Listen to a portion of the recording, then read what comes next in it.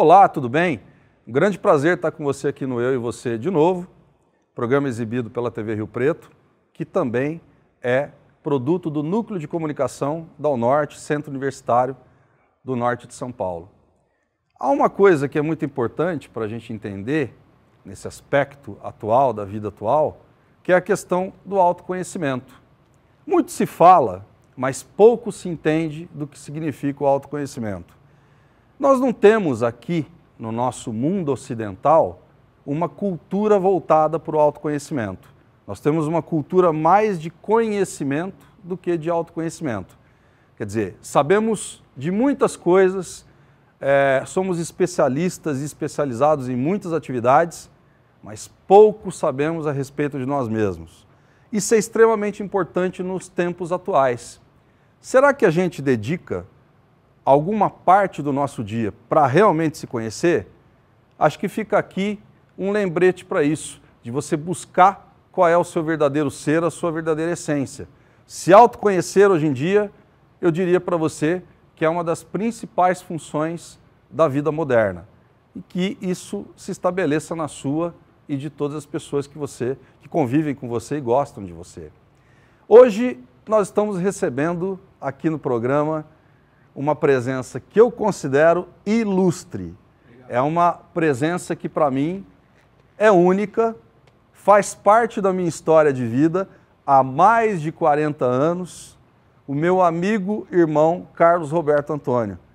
Quero dizer para você que é mais do que um prazer, é uma honra te receber aqui, de você ter aceito o convite para a gente estar podendo bater esse papo, falar de várias coisas que faz muito tempo que a gente não se atualiza, dedicar o seu tempo aqui para que a gente possa conhecer um pouco mais a respeito da tua pessoa.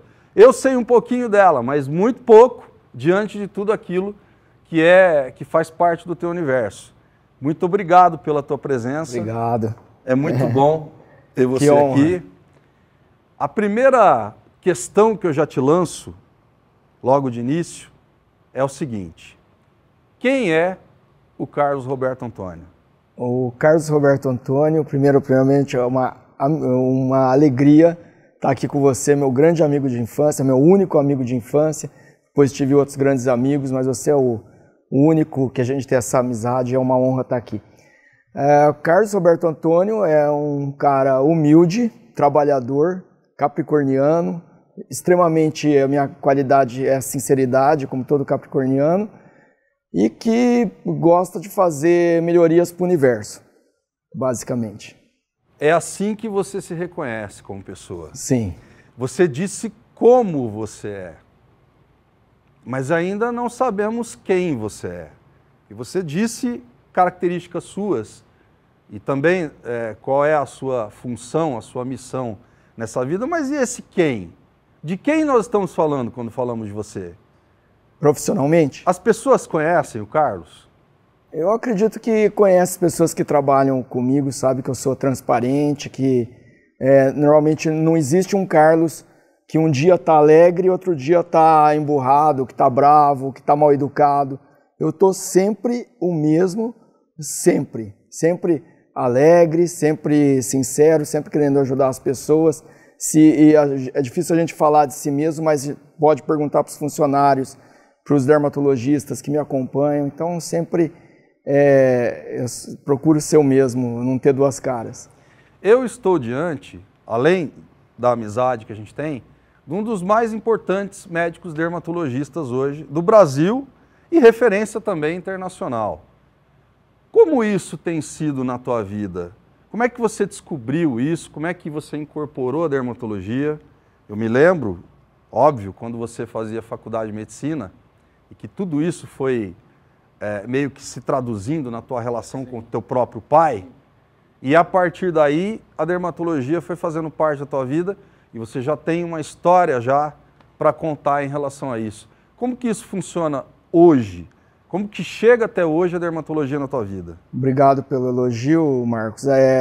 Eu acho que chega assim, a gente tem um exemplo primeiro do pai, de ser uma pessoa dedicada, que coloca o paciente na frente, que traz boas informações da medicina, e aí diferente da juventude de hoje que faz essas medicinas particulares por status, por dinheiro. A gente sentia no meu pai aquele desejo de ver o paciente bem, aquele amor à medicina. Então, começa assim esse exemplo.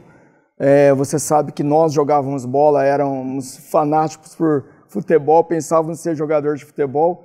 Mas aí você vai vendo que não é, ninguém é um Neymar para você seguir aquela profissão, e você vislumbra uma outra referência, né? Você tem a referência dos seus ídolos, tem a referência dos ídolos profissionais, e essa referência era meu pai.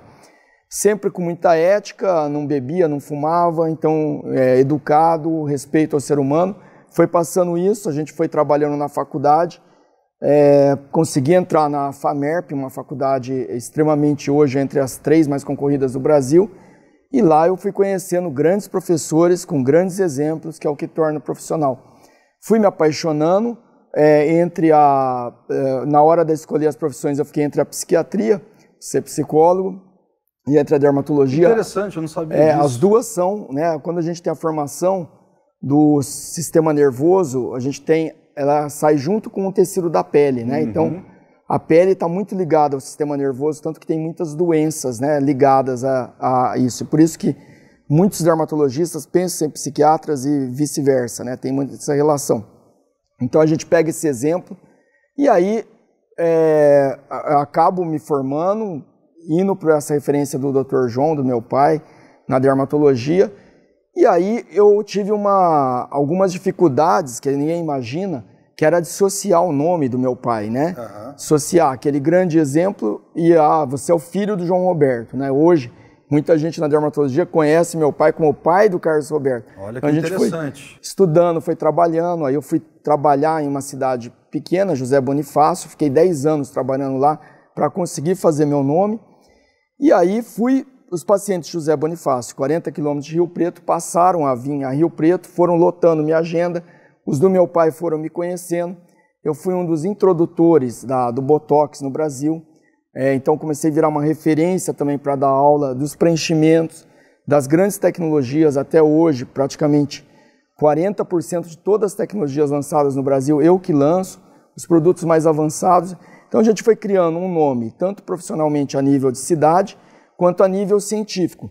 E eu fui percebendo que estudar, ao mesmo tempo que você propiciava novidades ao ser humano, avanço ao ser humano, me trazia também reconhecimento científico e trazia retorno financeiro também. Então eu passei a me dedicar cada vez mais. Sou um dos poucos dermatologistas do mundo que dedica 2 dias no mês para estudos científicos. Então a gente foi avançando nesse padrão, tanto profissional quanto de cuidado do ser humano. Atendi como voluntário, como professor na FAMERP, durante 10 anos como voluntário, né? E depois eu fui contratado e fiquei como chefe lá da cirurgia dermatológica, os procedimentos. Então tudo isso virou um conjunto que fez eu chegar ser um nome, né? Uma referência para o país, mas é toda uma construção que ninguém imagina, né? Que eu trabalhei 10 anos, pegava uma estrada da morte, que era a BR-153, para ir para Bonifácio 2, 3 vezes por semana, e que tive que quebrar muitas barreiras, porque muitos professores tinham preconceito comigo, falavam, não, ele está aqui porque ele é filho do João Roberto. E nesse meio tempo, as pesquisas, ganhei 5 prêmios nacionais em dermatologia. Que espetáculo. E aí acabou criando essa referência para as empresas e aqui também. E mais recentemente, um dermatologista, filho de um dos chefes do Sírio-Libanês, me convidou para atender pacientes do Sírio-Libanês. Então, grandes autoridades, referências do Brasil, também hoje são meus pacientes lá em São Paulo. Então, é toda uma construção que eu acho que serviria de exemplo, assim como você lutou muito para chegar aqui, que a gente tem que lutar com ética, honestidade, dedicação, e enquanto os outros dormem, a gente tem que trabalhar, e para chegar onde cada um almeja. Carlos, é extremamente admirável tudo isso, de todos nós aqui partilharmos dessa história tua. Isso serve como exemplo para muita gente que de repente perdeu um pouco da esperança da vida, se reinventar na vida, se descobrir, evidenciar os seus próprios talentos naturais, mas ao mesmo tempo agregar isso com muita disposição que você teve. Você sempre acreditou em você. Se há uma coisa que nunca deixou de haver, é essa autoconfiança, esse crédito que você sempre teve em você, na tua própria capacidade. E isso foi se transformando numa edificação da tua relação com a profissão. Tanto é que você chega hoje extremamente conceituado, isso não é gratuitamente, isso é fruto de muita inspiração e transpiração, vamos dizer assim, né? Sim. Então é fantástico, eu fico realmente assim, admirado. Para mim serve como um espelho. Obrigado. Além da nossa amizade, a tua potência profissional serve como um espelho. Nós somos. Para que a gente possa. Para muita gente. Eu acho que sim, eu acho que isso é muito interessante para a gente poder abordar. Quanto de lá de trás, de quando nós éramos adolescentes, e você lembrou muito bem que a gente jogava bola, e que tempos eram aqueles, né? Que a gente basicamente só tinha isso para pensar na vida, mas o quanto isso foi importante para servir de escada e trampolim para a gente chegar nos dias atuais. Queria que você me falasse uma coisa. Ao longo de todo esse tempo, de todos esses anos, que analogia que você faz de como era a vida no passado e de como era a vida no presente? O que você acha que mudou? O que hoje é substancial para você? O que você acha que se perdeu ao longo do tempo? O que você acha que ganhou-se com o tempo? Eu acho, Marcos, na minha concepção, eu procuro estudar muito essa parte de comportamento humano. Você falou no início que é importante tentar se autoconhecer, né? Tentar se autoconhecer. Eu tenho 30 anos de análise, 30 anos de análise com uma psicóloga, Brasil da Rocha, que eu acho que me fez eu viver, tentar me conhecer um pouco melhor. Eu acho a psicologia fantástica, todo mundo deveria fazer. Mas o que eu acho, analisando o ser humano, do passado para hoje, é que nada mudou. O que você pode perceber é que nada mudou. Sempre houve a maldade e a bondade, sempre houve os trabalhadores e os vagabundos, e assim por diante. Os extremos, né? Os extremos. O que mudou só foi a tecnologia. O resto, o ser humano, bom, é o bom de sempre, e o lixo é o lixo de sempre, desde a época dos macacos, da evolução. Concordo até hoje. Plenamente. Nada mudou. Nada mudou. O que cada um tem que mudar é a si mesmo. Em termos humanos, nada mudou. Nada. Você concorda? Sim, concordo Então plenamente. eu acho que cada um que tem que lutar para mudar a si mesmo, porque a humanidade em si, hoje eu educo meus filhos sempre na bondade, mas sempre colocando o outro lado para eles saberem que existe a maldade, os desafios. Então sempre pensando que você vai para o lado bom, procure os bons, da sintonia do bem, da energia do bem, mas fique sempre preparado para o mal e respeite o mal, porque a pessoa que tem o mal não é culpada por ter o mal. Nem todas as pessoas respeitam o mal. Sim. Nem todas as pessoas entendem qual é o propósito do mal. Que é muito bom. Que é muito bom. Ele serve de um paradoxo para que a gente, através desse paradoxo, possa trabalhar a evolução. Eu acho isso fantástico. Isso que você está trazendo aqui serve para todas as finalidades. E a gente procura utilizar... Eu acredito que na medicina é importante utilizar isso, porque algumas pessoas não sabem lidar com contradições, com sofrimento, com aquilo que atenta contra a vida delas. É muitas vezes uma relação de sofrimento, de conflito, ao invés de estabelecer uma relação de entendimento do que está acontecendo. Isso acontece com as pessoas que estão acometidas por alguma situação, algum problema de pele, por exemplo? Mas muito. A pele, vitiligo, por exemplo, as manchas brancas, como que Michael Jackson tinha, que afeta 3% da população. A psoríase, que é aquela descamação intensa na pele, mesmo a queda de cabelo, a descamação de sobrancelha, de rosto, são várias doenças que são afetadas por isso.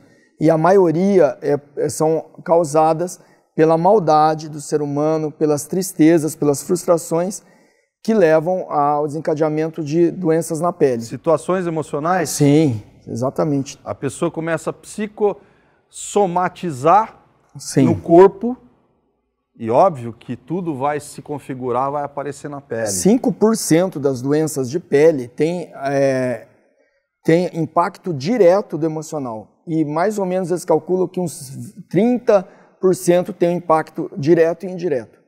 É muita coisa. Como é que você trabalha essa questão emocional do seu paciente, por exemplo? Essa questão é uma das coisas que mais diferencia os bons dermatologistas, que é o olho no olho, né, que a gente tem, ouvir o paciente primeiro você precisa ouvir, porque hoje a maioria dos médicos nem sequer olha no olho da pessoa, eles não fazem a medicina por amor. Então, olhar, entender, e aí você dá alternativas para ele. A psicologia é uma das grandes alternativas. Praticamente todos os meus pacientes que têm algum problema de pele fazem acompanhamento psicológico para você tentar superar essas tristezas e frustrações que levaram a essa doença. Só que a gente tem uma cultura muito farmacológica hoje em dia, né? Muito levada à tecnologia, muito levada à farmacologia. Quer dizer, tudo se resolve na base do medicamento. Meio que as pessoas já vão ao médico já querendo sair dali com uma receita pronta, com 3 medicamentos para resolver o problema dela. Você acha que nós estamos caminhando para uma exacerbação do medicamento na vida das pessoas? Ou você acha que as pessoas estão se conscientizando de que, humanamente falando, é importante ela se cuidar sem despender tanto do aparato medicamentoso, por exemplo? Eu acho que elas andam juntas. Hoje, Marcos, tem medicamentos que acabam, igual psoríase, por exemplo, eles fizeram medicamentos que agem dentro da substância gerada por uma molécula, como se fosse um átomo. Então eles conseguem bloquear até esse aspecto da inflamação que o emocional gerava, né? Hoje você vê, viver mais que 80 anos é normal, né? Antigamente nós, o meu avô, meus avós estavam mortos na minha idade, né? Por infarto. Hoje a gente vive muito, então esses medicamentos, eles avançam assim, exponencialmente, muito rápido e trazem benefícios incríveis à humanidade. Atrelado a isso, a sua saúde física tem que ser ligada à saúde mental também. Então, as pessoas mais inteligentes, mais bem informadas, deveriam usar todo o avanço da medicina, assim como a gente usa o avanço da tecnologia, e usar os avanços dos tratamentos psicológicos, do acompanhamento, do conhecer o ser, o eu. Então, eu acho que tudo isso seria fundamental. Há uma coisa dentro disso que você está esclarecendo aqui que me intriga um pouco nessa história toda. Nós estamos vendo aí uma cultura muito voltada para essa coisa da autoimagem, né? Uma cultura muito egocêntrica do indivíduo. E as tatuagens, elas estão muito presentes nessa incorporação da identidade, na construção da identidade da pessoa. Meio que a gente quase que não vê uma pessoa hoje construir a sua identidade sem que ela tatue o corpo. Numa visão sua, própria sua, como é que você vê essa questão de você trazer uma química, uma tinta para a pele, para o tecido? Você acha que isso, eu não sei se a gente pode entrar no mérito dessa questão, seria acometer um desrespeito com a pele quando você traz uma tatuagem para a pele e a pele tem que se virar nos 30 para incorporar aquela figura, aquele desenho, por exemplo? Não, na verdade essas tintas elas são próprias para as peles, né? E elas trazem na verdade, ela é uma incorporação da personalidade de cada pessoa, né? Então, no passado, eram os índios, né? Faziam tatuagens e não havia preconceito. Eles caracterizavam cada tribo. Depois os presidiários, né? Que ficou uma coisa com um certo preconceito. E depois, tudo aquilo que existe na parte inferior da pirâmide, ele vai ascender para a superior e vice-versa, né? Assim como o funk, por exemplo, que começou nas favelas e hoje é coisa de luxo. E as tatuagens também, não existe nenhum ídolo esportivo nosso praticamente que não vá ter tatuagem. Sim. Então ele quer incorporar alguma representação que ele tenha mental na pele. Em termos de saúde não há problema. Por que você não tem nenhuma tatuagem? Por que eu não tenho? Porque talvez a gente tenha, assim, não tenha necessidade de caracterizar alguma coisa. Eu, por exemplo, eu cultuo a pele branquinha, a pele limpa, sem nada. Mas eu respeito muito bem quem cultua a tatuagem, uma imagem. Eu tenho um funcionário na minha clínica que o irmão morreu de Covid e ele fez o rosto do irmão, né? Ele quis homenagear o irmão e viver aquela... É uma simbologia. É uma simbologia. Né? Então, tudo depende daquilo que você tem e essa diversidade, que a gente falou tanto do bem e do mal, a diversidade ela é maravilhosa. Eu, por exemplo, eu respeito muito, invisto muito em lasers para tirar tatuagem para quem se arrepende. Então, eu lido muito com pacientes tatuados e hoje praticamente é a gente que está anormal, né?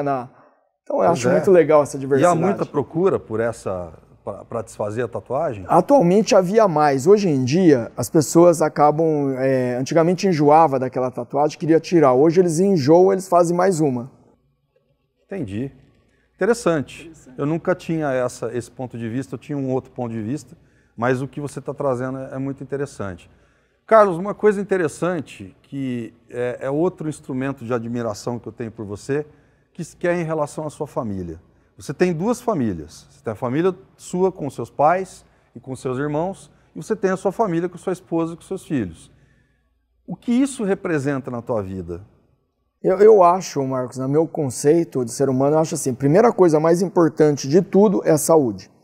Sem saúde, você nem tem a família, né? Afinal, você perde a família e vice-versa. O segundo item, eu sou descendente de árabe, assim como você, é a família, né? Eu acho que a família é um pilar, o mais importante de tudo. Então, eu coloco sempre a família em primeiro, considerando que a saúde seja óbvio, né? Então, sempre. Como é que é a tua experiência quando você tornou-se pai? Como é isso para você? Como tem sido isso, essa experiência da paternidade? Eu acho que é natural. Eu acho que a gente faz uma construção, se a gente faz um planejamento, também acho que tem que fazer um planejamento para ser pai, né? Tem que escolher muito bem seu parceiro, sempre, né? Porque é aquela pessoa que vai ser o pai do seu filho ou a mãe do seu filho, então... sem dúvida. Namorei muito tempo. Nem todo mundo pensa assim. Não, nem todo mundo pensa assim. Eu acho que tem que fazer um planejamento para você receber bem esse filho nesse universo, nessa esfera que a gente está. Então, eu acho assim, namorei 5 anos, noivei, casei, esperei mais 3 anos para ter filho, fui pai com 40 anos, e aí procurei seguir os exemplos dos meus pais, minha esposa, os deles, os bons, e corrigir os maus. E ainda assim a gente tem erros, mas estou sempre presente com eles e educando da melhor forma dentro da nossa base familiar. O que você gosta mais nos seus filhos? O que eu gosto mais neles é a pureza, a educação e o respeito mesmo. Ambos são puros, né? São bem puros, bem educados, né? A gente recebe até homenagens dos colégios que eles passam, assim, pela educação. E eu digo ainda, meus filhos são mais educados que nós ainda. Que interessante isso, Sim. Né? Muito bom. O mundo atual, como é que você está enxergando as principais transformações sociais?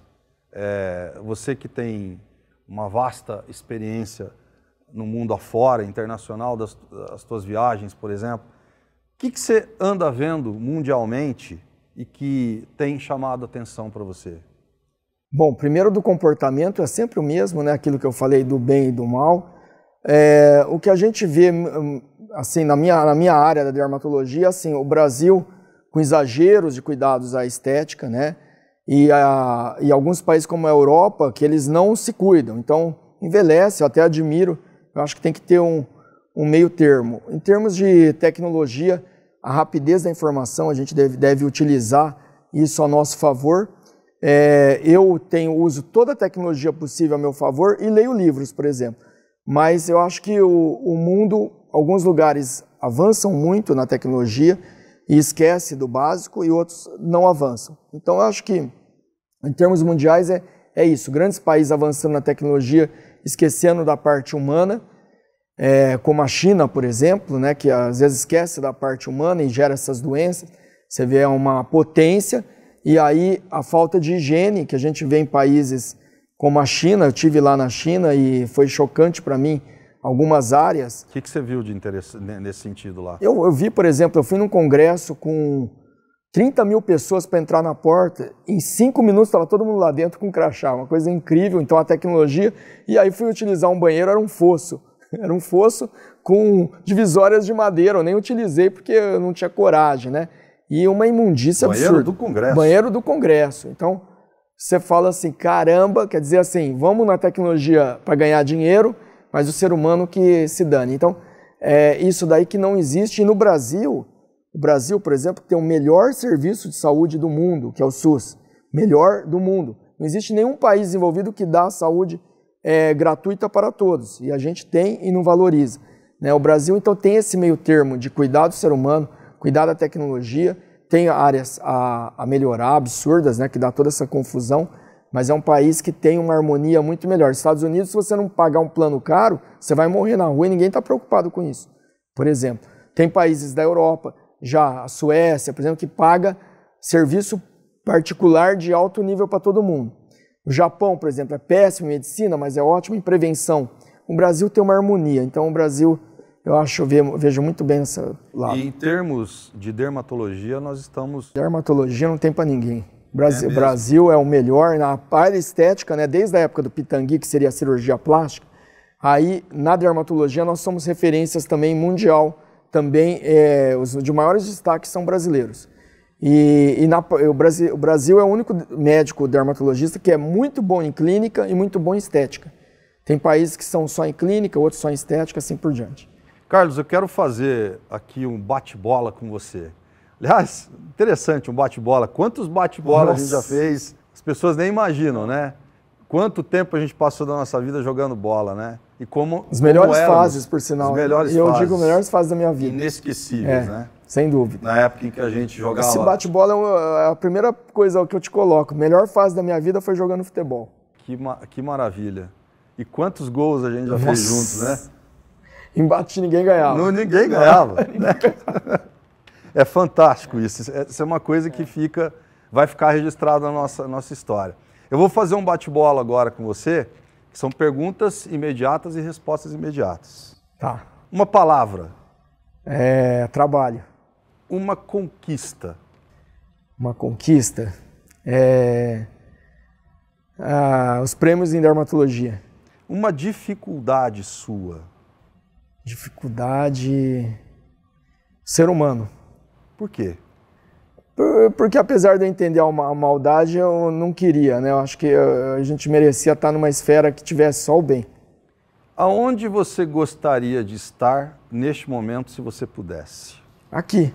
Aqui? Isso é muito bom. Que bom, né? Sem dúvida. Aliás, o aqui agora é precioso, né? E a gente tem que valorizar.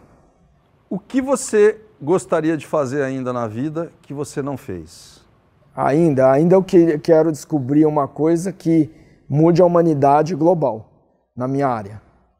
Em termos concretos, o que seria isso? Eu quero curar alguma dor de muita gente, entendeu? Alguma dor que possa ser estética ou de doença, e eu vou chegar lá. Né? Isso é tua missão? Essa é a minha missão. Interessante. Algo que você traria de interessante para uma pessoa que está sem esperança de viver? O meu exemplo mesmo de luta, de respeito, de ética. Uma pessoa para quem você daria um troféu? O meu pai. Por quê? Porque é uma pessoa com 84 anos que trabalha como se fosse pobre, que não se preocupa com dinheiro, não é apegado em dinheiro, é ético, é honesto, se preocupa com o ser humano e é uma bondade infinita. Um medo. Um medo? Um medo é não poder dominar as nossas vontades, como é o caso desses governos populistas, tipo Coreia do Norte, que tira a sua liberdade de expressão. Uma mensagem que você poderia deixar, uma frase, uma mensagem que você poderia deixar para que brindasse esse nosso encontro, esse programa nosso aqui. Lute, acredite e trabalhe enquanto os outros durmam, porque você vai atingir seus objetivos na proporção daquilo que você sonha. Carlos, eu quero te agradecer imensamente por você estar aqui. Para mim é mais do que uma honra estar diante de você. Estou aprendendo um pouco mais sobre a vida aqui com você e a gente brinda esses 40 anos de amizade, que para mim é uma festa a gente ter esse momento nosso aqui. Muito obrigado pela tua presença. As pessoas puderam saber um pouquinho mais ao teu respeito, inclusive eu também, e que a gente possa ter mais 40 anos pela frente de amizade ainda. Muito obrigado, se Deus quiser. Para mim é uma honra. Um pedido seu é... Eu estou aqui antes de você pedir, espiritualmente, a hora que você precisar. Fantástico. Uma honra. Que Deus te abençoe. Obrigado, até amém. Mais. Deus te abençoe. Gente, foi especial o programa de hoje. Muito obrigado por você estar com a gente aqui na TV Rio Preto, canal 7 da NET. Esse programa que é um produto do Núcleo de Comunicação do Centro Universitário do Norte de São Paulo, ao Norte, da qual eu tenho muito orgulho de fazer parte.